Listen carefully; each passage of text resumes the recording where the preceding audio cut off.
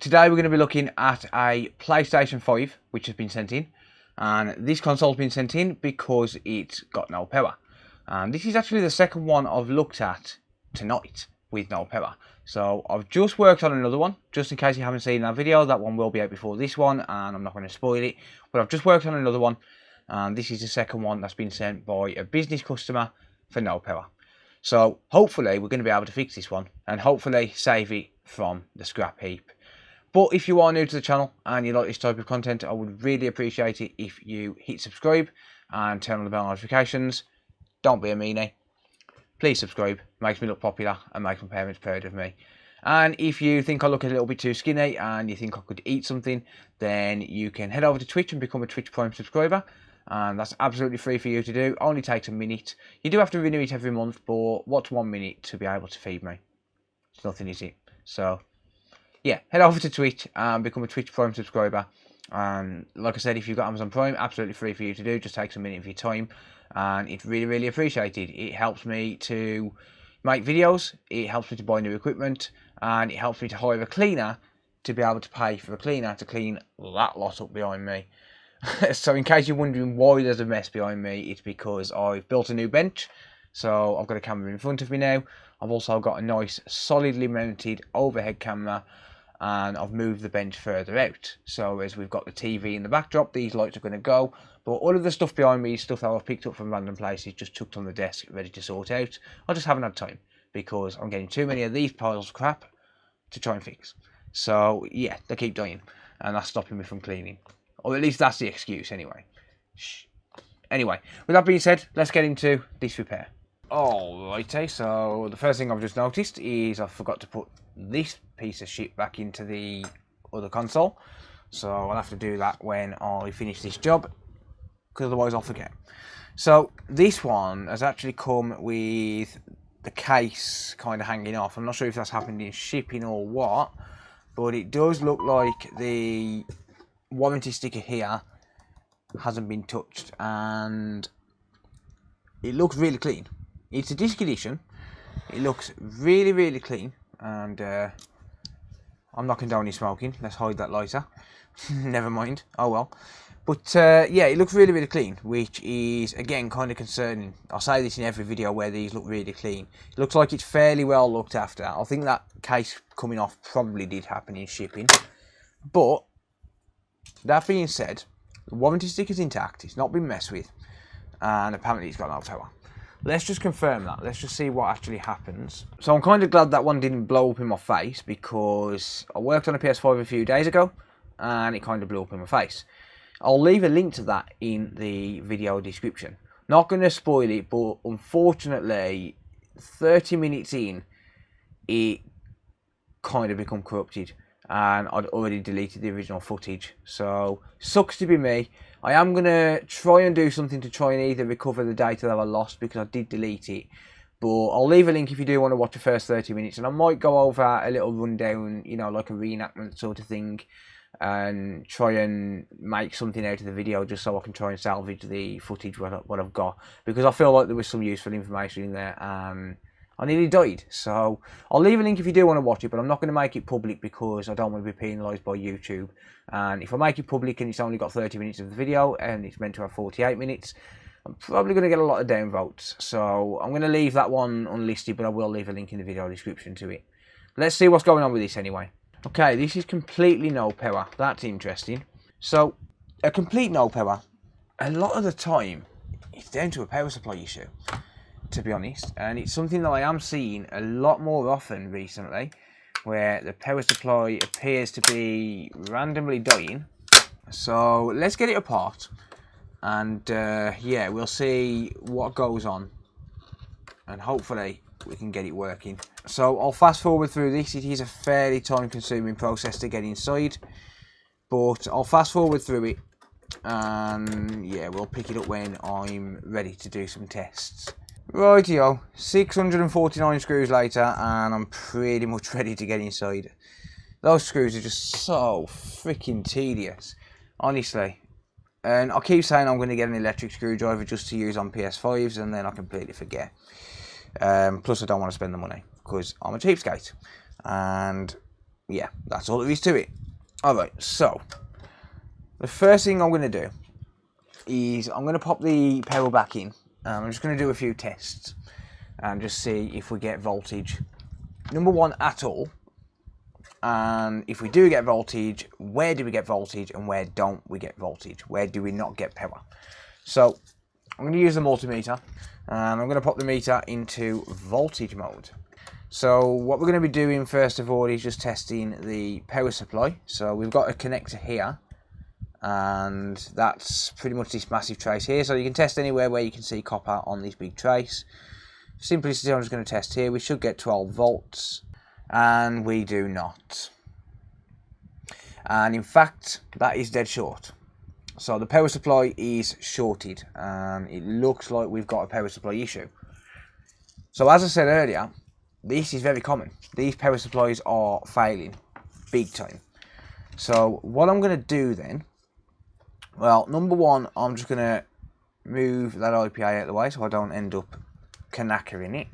I don't need to take the heatsink off for this. What I do need to do is take this ribbon out. There we go. This ribbon, well, actually I don't even need to take that ribbon out. No, I don't. But, oh well, let's take them out anyway. Why not?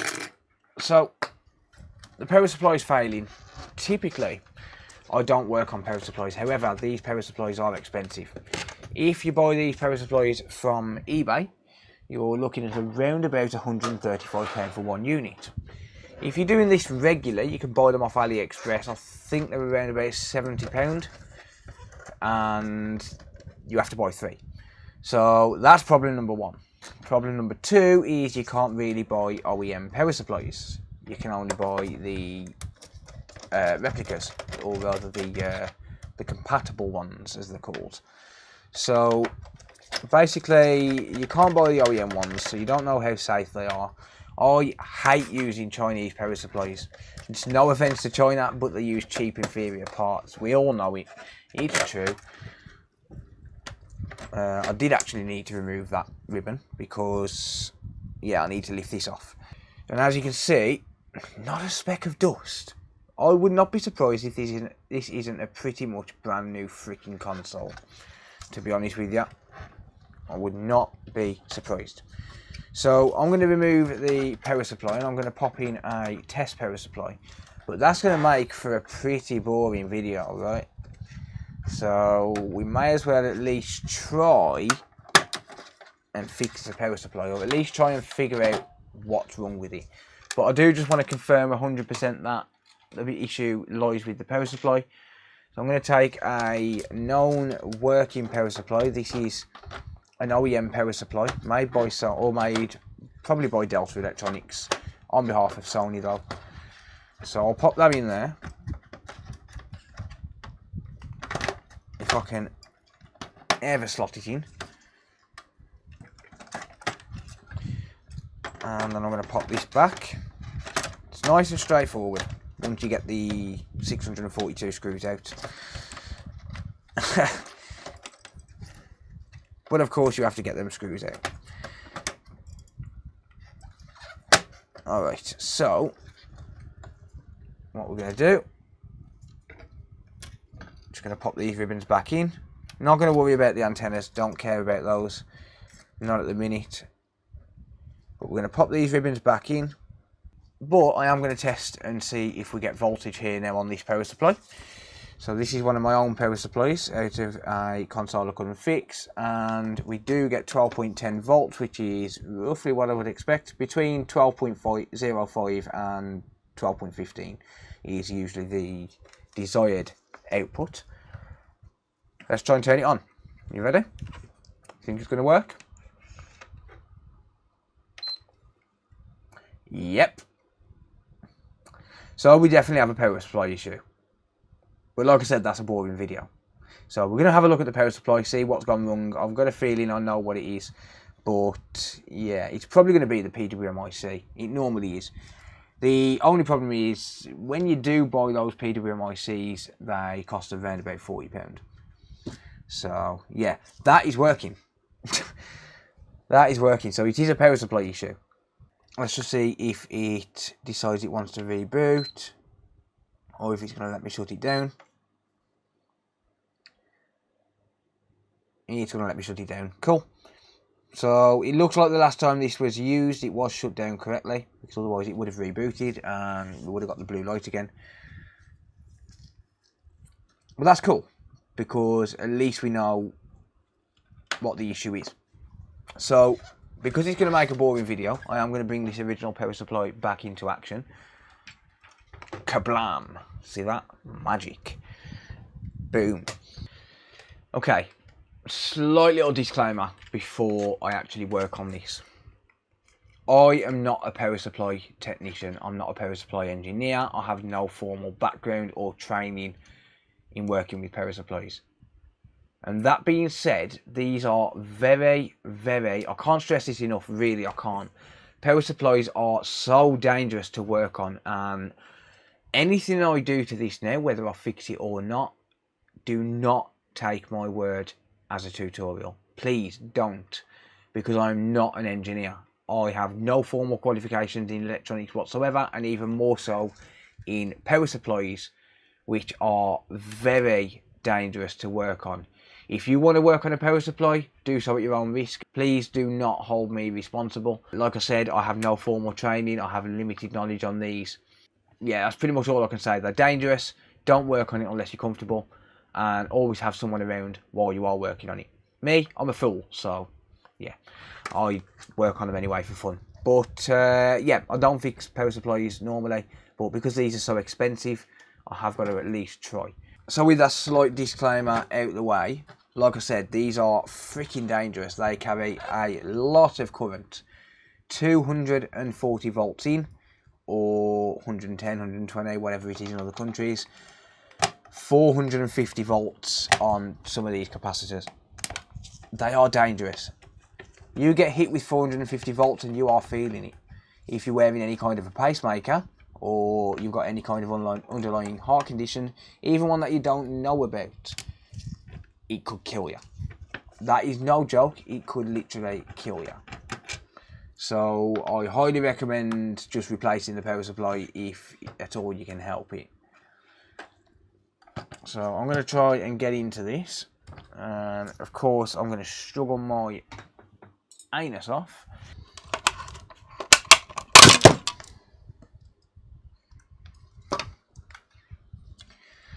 Alright, that is a very, very, very tight power supply. That is a very tight power supply. But we are in.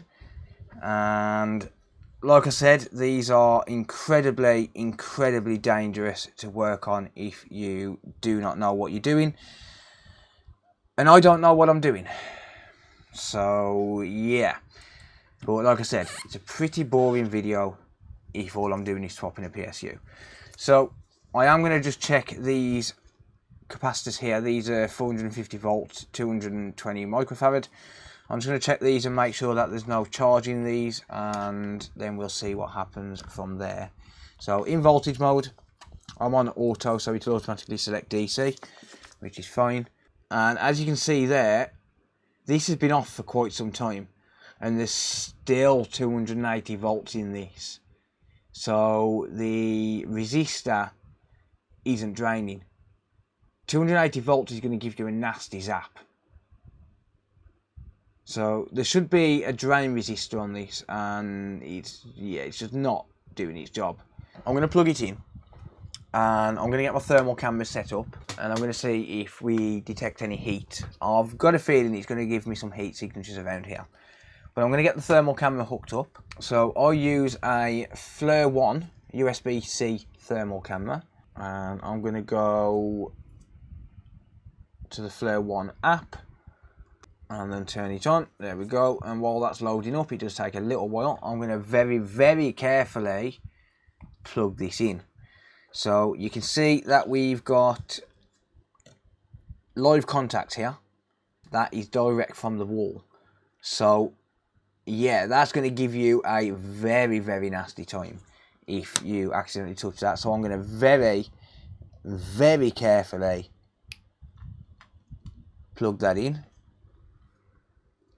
And just to show you, I'm going to very carefully probe this. So yeah, there you go, 244 volts. That's AC. You're in for a bad time. So yeah, straight away, look at that. It does look as though it's away from the PWM IC. I'm not sure if that's going to be on the other side of the board or not. So what I'm going to do is just use my microscope. The heat signature was coming from close to this chip, this PWM IC. I've still got this plugged in. I've got to be super careful here. But the heat signature was close to the PWM IC, but not quite. So if I just spray some IPA on here, it's non-conductive. IPA is not going to hurt the board, it's not going to short anything out, it's not going to electrocute me or anything. Let's just try and figure out where this is coming from. And okay, the PWM IC is getting warm. Yeah, ow. Wow. Okay. So yeah, thermal camera seems to be a little bit off there for some reason. Can you see that sizzling on the PWM IC? So obviously, if the PWM IC is getting that hot, then chances are that is what the fault is. So I've unplugged that now. I've completely unplugged it. Now we do still have some current running through there. So as you can see, it's no longer getting hot, but we do still have some power in there. So I'm going to leave this for 5 minutes because I do not want to work on this while there's still power running through it. And as you've already seen, it will have power running through it. So I'm going to let it cool down just for 5 minutes. Or rather, not cool down, I'm going to let it discharge for 5 minutes or so. And once the voltage has lowered a little bit, then I'll work on it. And I'm back. So it's been about 10 minutes or so. I've just been and sorted the cats out, give the cats some food, reunited them with the mum because she'd been out all day. So yeah, just been sorting the cats out, and it's not going to be discharged. We're still going to have a fair bit of power going through this, but it should at least be somewhat safe enough to work on, as long as I'm careful. So the problem with the thermal camera is, or at least mine anyway, it seems to be a little bit out of sync. So it'll give me a general idea of where the short is because of the heat spot, but it's not exact, which is why I use the isopropyl method as well. But that being said, it does still come in handy.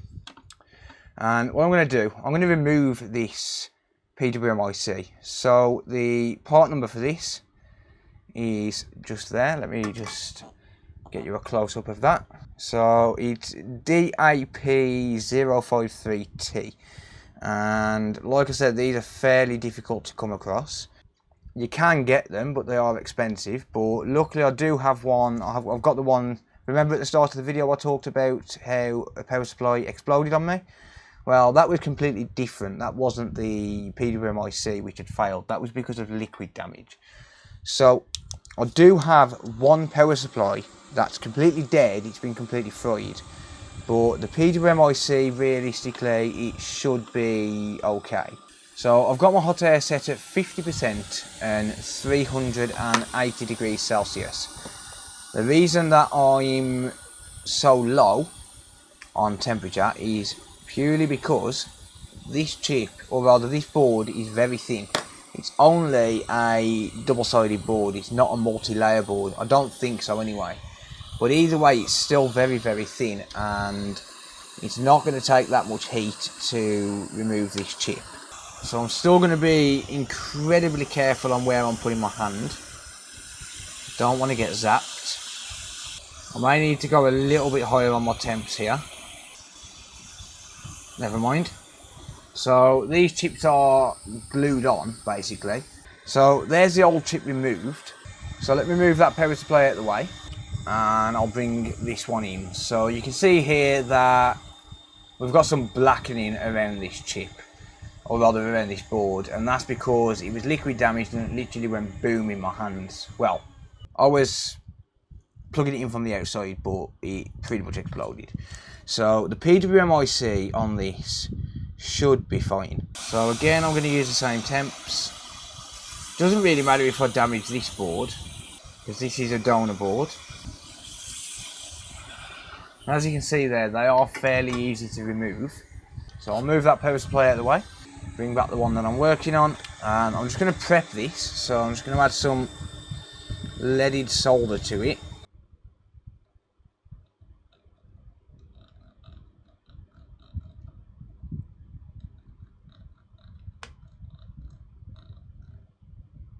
So I've added some leaded solder. That's going to lower the melting temperature and make it easier to solder. Pop this chip in place, and again at 380 degrees Celsius, 50% airflow.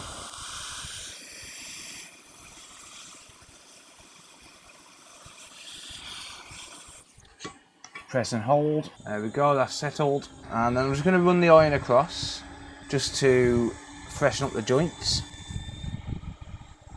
So I'll add a bit more flux there.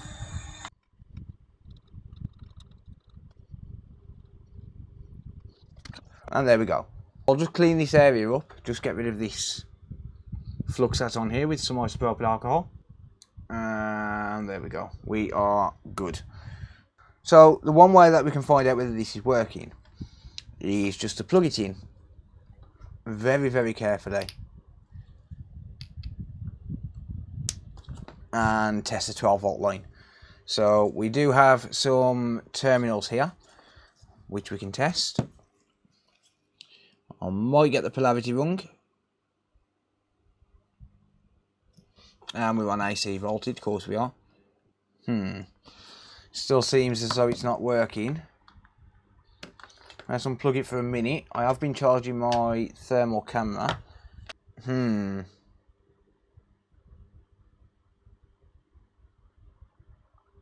We still have that heat spot. That's kind of odd. So it must be something else putting a short on that PWM IC. So now we need to figure out what else could be causing it. Is it that diode next to it?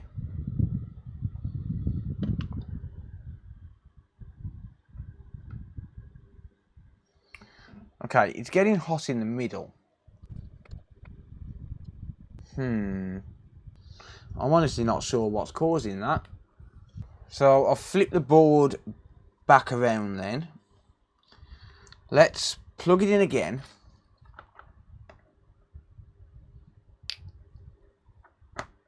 And let's put the thermal camera on this side. See if we can figure it out. Okay, those caps are getting very hot.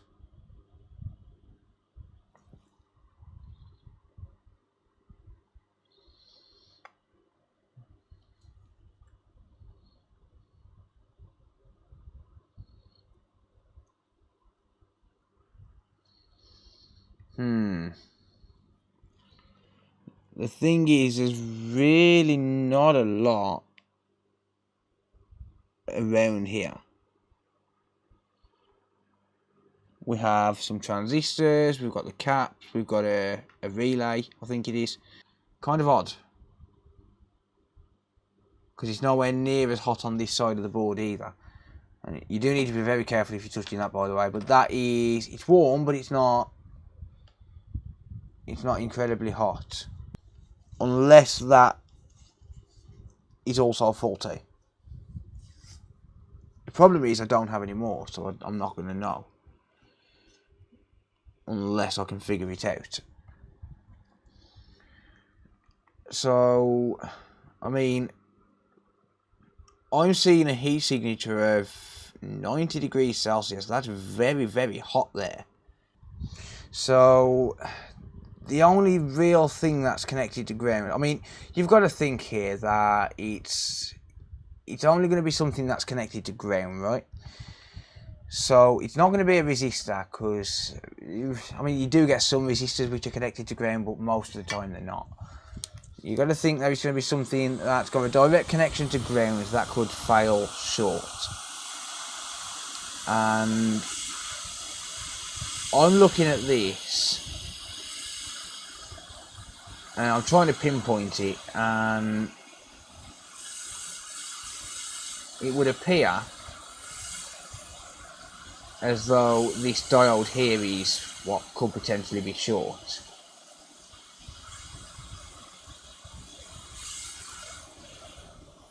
So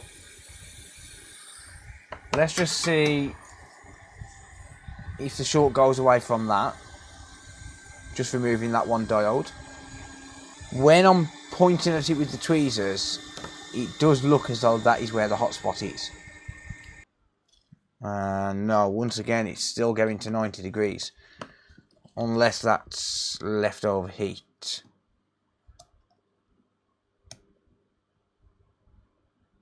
Nope. Still getting too hot. So I'll remove this diode here. So there's another diode just below it.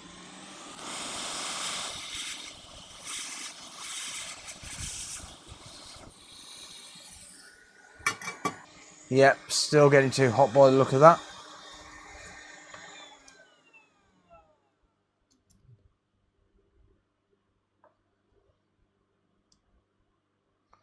It's still dead short. I honestly can't see me finding this without removing every component.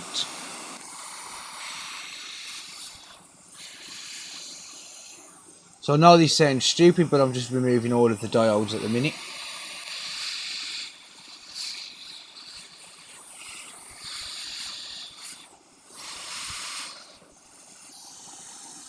I think that's all of them off that circuit.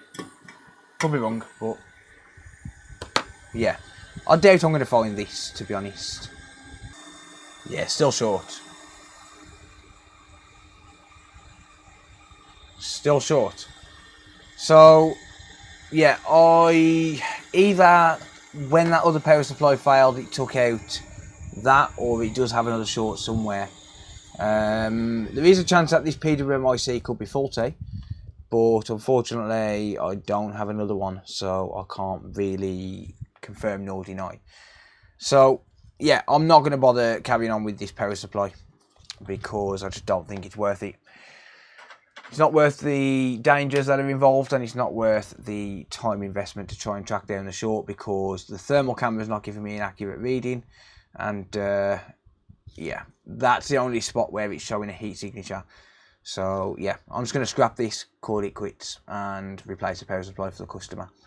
Sucks, but oh well. So I mean, on the plus side, this is working. This console is working, so that is a plus, I suppose. Let's just confirm we get a display before I end the video. So because it's a PS5, I've got to connect it up to here, up to the TV. And yep, as you can see, we do get a display. This is working, or appears to be working absolutely fine.